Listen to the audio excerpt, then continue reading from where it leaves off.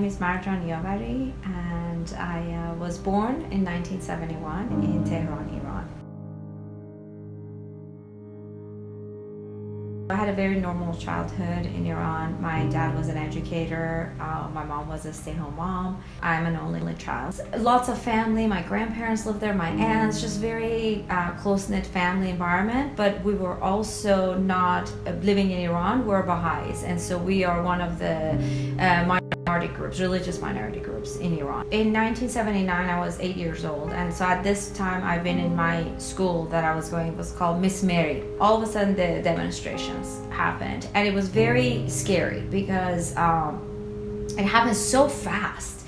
And the Shah left, and then Ayatollah Khomeini came in, and overnight we had to wear hijabs on our head. Everyone is covered up. The boys are in one school, the girls are in another. There's demonstrations everywhere. And then on top of it all, my dad was fired from his job, and then they told me my dad was on a business trip, but he wasn't. He was arrested for being a Baha'i and also an employee for the Shah.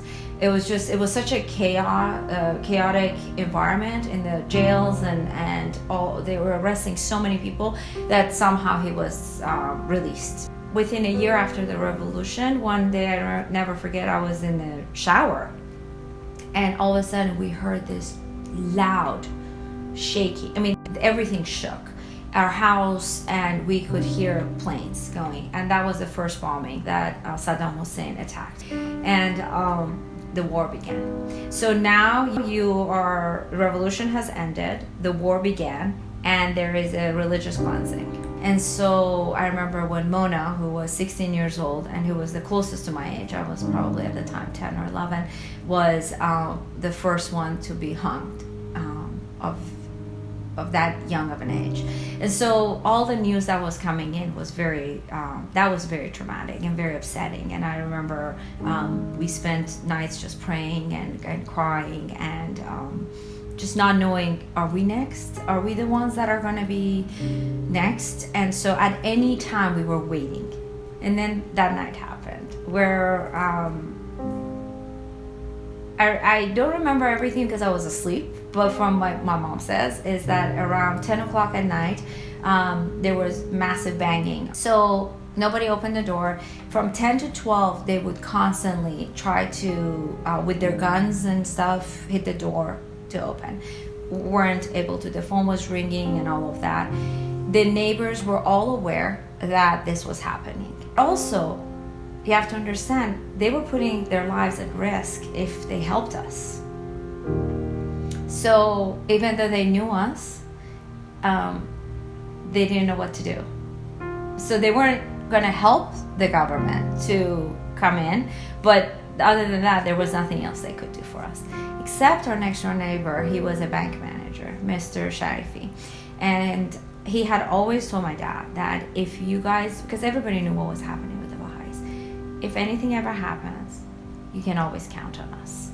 So that night, we knew that the roof door from there, because our roofs were attached, the roof door would be open. So we thought they would be. So by 4 o'clock, my parents decided that they're gonna try to escape through the roof. I remember my mom woke me up, was like, Marja, wake up. And I was like, what happened? And she's like, we gotta go. So we crawled, I remember crawling up the stairs to go to the roof. And when we went to Mr. Sharifi's door, and the door was locked.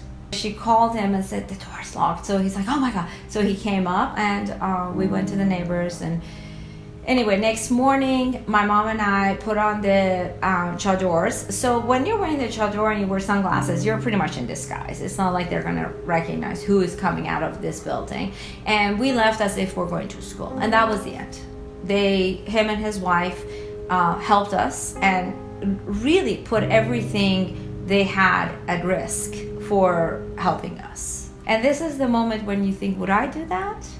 If push comes to shove, will I be that person that will open my door and put my own family's life at risk to save another family?